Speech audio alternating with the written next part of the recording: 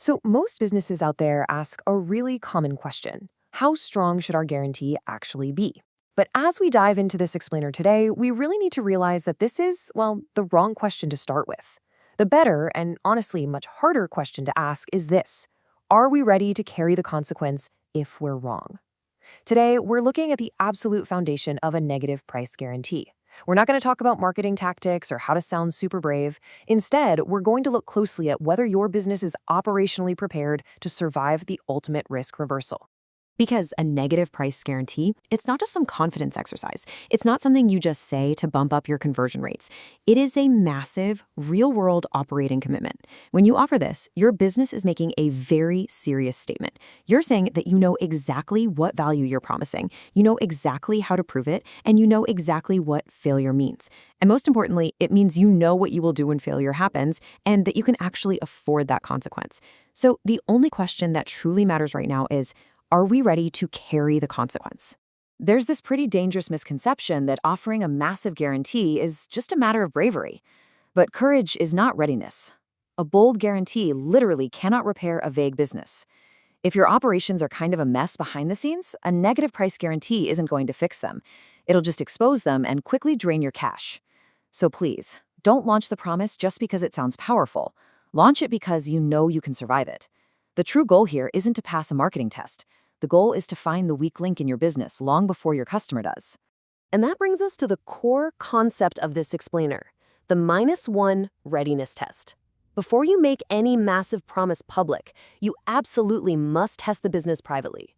Think of this as a private diagnostic to gather your operational evidence. Because readiness is a diagnostic standard, it's not a personality trait. You don't just decide you're ready, you have to prove it internally. You build the machine first, and you only turn the volume up once you know that machine actually works. Let's look at the very first requirement to pass this test. It all begins with the outcome. A vague promise, things like better results, more growth, or higher quality, that's just a marketing claim. True readiness requires a completely clear outcome. The absolute first requirement of readiness is a promise that can be understood in one undeniably clear sentence. You have to be able to answer exactly what value the buyer is going to receive without hiding behind any industry buzzwords. Now, to move from a vague promise to a clear outcome, you need to be highly specific. We're talking about defining exactly what changes and for whom. What's the exact scope of your delivery, the strict time frame, and the clear conditions? This isn't about making small, safe promises either. It's about making promises that can be judged honestly by both you and the buyer. There's a thought that perfectly captures why this matters so much. If you cannot describe the promise value clearly, you cannot define failure fairly. Without absolute clarity, accountability is, well, it's completely impossible. If the outcome is fuzzy, a negative price guarantee just becomes a trap. But a clear promise still isn't enough on its own. Your business also has to be able to prove what actually happened. And that leads right into our next pressure point. Once the promise is clear, both the buyer and the seller have to be able to verify whether the value is actually delivered. But remember, proof is not paperwork. It really shouldn't be this exhausting obstacle course of receipts and tiny fine print designed by legal teams just to deny honest claims. Measurement should actively reduce ambiguity. You need to know exactly what evidence is going to be used and what counts as sufficient proof for both sides. The difference here is absolutely critical. Opinion just leaves so much room for debate. Measurable proof, on the other hand, provides an objective standard. Without measurable proof, your business will eventually start replacing clarity with arguments. When a customer says the value wasn't delivered and you have no measurable way to prove otherwise, you just end up fighting your own buyers. And that completely destroys the very trust the guarantee was supposed to build in the first place. So proof is absolutely what makes accountability possible. You have to know where the data comes from, who can actually access it, and when it gets reviewed. This level of operational transparency is exactly what allows the standard to function safely. Now, once your proof is visible and agreed upon, there's another major question we have to answer. Is the right customer actually entering the right promise? Because, let's be honest, not every buyer, use case, or timing belongs inside the same guarantee. A serious business defines exactly who the offer is for, and just as importantly, who it is not for. Allowing the wrong buyer into your ecosystem is just a total recipe for failure. You need clean eligibility. You have to define what the buyer must do, what information they have to provide, and what conditions make the guarantee fair and applicable. Think about it this way. Clean eligibility is not a loophole. It is respect for the promise. A guarantee is there to protect honest buyers. It shouldn't become some vague invitation for people to misuse your offer. The entire goal of clean eligibility is just to prevent misunderstanding before any money ever changes hands. But even with the right buyer, a clear promise, and fair proof, your business still needs something else. It needs reliable delivery. The business absolutely must be able to deliver the promised value consistently. Delivering value only when your single best hero employee happens to be on shift or when demand just happens to be low, that's not going to cut it. You need a repeatable system. This is where the business delivers consistently, completely regardless of who is handling the account or how crazy busy the month is. Building that repeatable system requires written procedures, clearly defined handoffs between your team members, solid delivery standards, and strict process ownership. Your process really can't depend on someone having a good memory or just improvising on the fly. It has to rely on operational standards that run like a perfectly maintained machine across all your departments. The rule here is incredibly simple. A guarantee is not ready when one great person can deliver it. It is ready when the system can deliver it. If your delivery is inconsistent, attaching a bold guarantee to it doesn't make you grave. It simply turns your guarantee into a massive cash leak. But of course, even reliable, well-built systems can occasionally fail.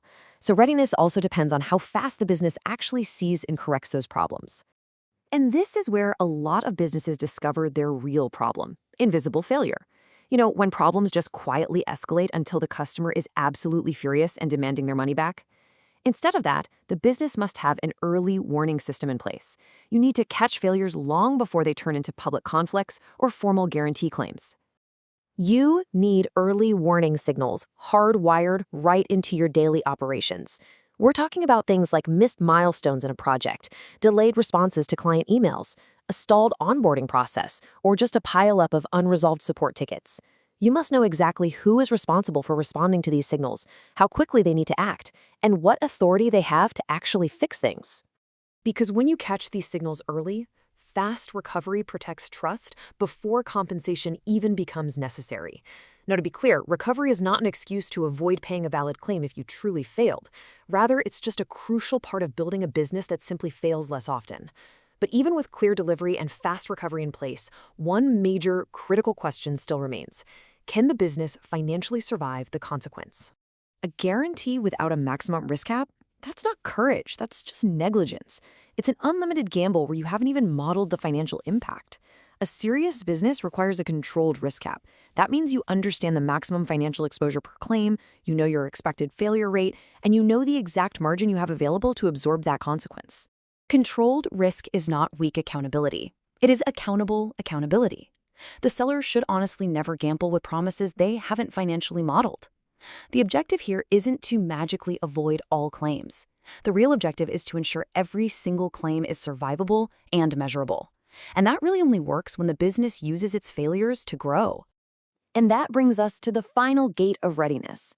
When an isolated failure happens and a refund is paid out, you can't just move on and ignore the root cause. Every claim, every refund, and every single delivery failure must feed right back into a learning loop to correct and improve your operational process.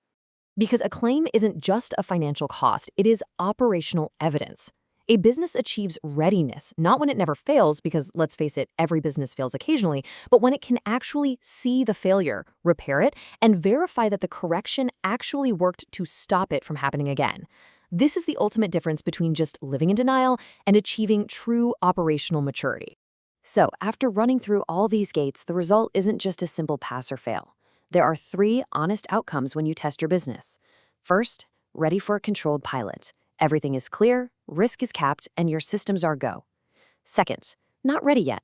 You have an opportunity, but you need to build some missing capabilities first. And hey, finding out you aren't ready isn't a failure. It's simply the beginning of honest preparation. And third, not suitable for this offer.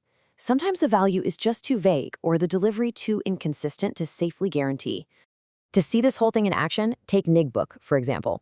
It's the first book in the world with a negative price ultra guarantee. The standard is incredibly simple. Either you read the book and it helps you, or you read the book and it pays you. But the important part isn't the shock value of that offer, it's the discipline behind it. defining the value, defining the exact conditions, accepting the consequence, and learning from every single result. Ultimately, the purpose of this readiness test isn't to make you rush out and launch a guarantee tomorrow.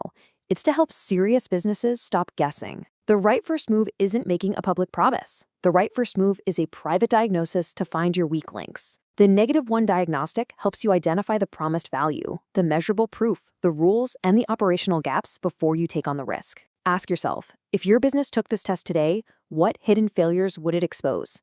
Do not make the promise public until the business is ready to keep it.